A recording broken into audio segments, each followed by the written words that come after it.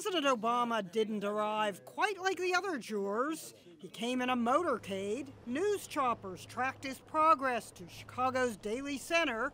He entered the garage and took an elevator reserved for judges. But once inside the jury room, he mingled.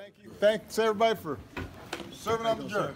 You know those How to Be a Juror movies they make you watch? While in the courthouse, wear your juror badge. The former president and head of the Harvard Law Review even sat through one of those. The Secret Service did make one request of the other potential jurors. Actually, it was more of a demand. Stay seated, ma'am. How's everybody doing? Stay seated.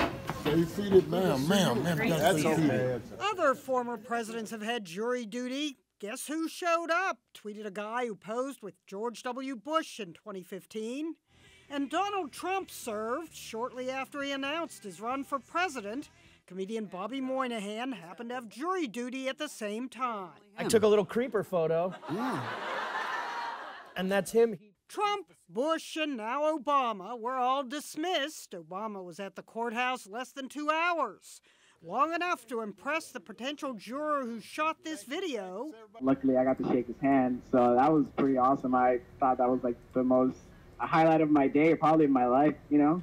Now, don't sell yourself short. Who knows what could happen? You got a lot of more years That's left. true. This looks like Chicago right here. Angel Martinez kept panning to himself, obviously delighted. One thing the jury's not out on is Obama's handshake. He had soft hands. Jeanne Moos, CNN, New York.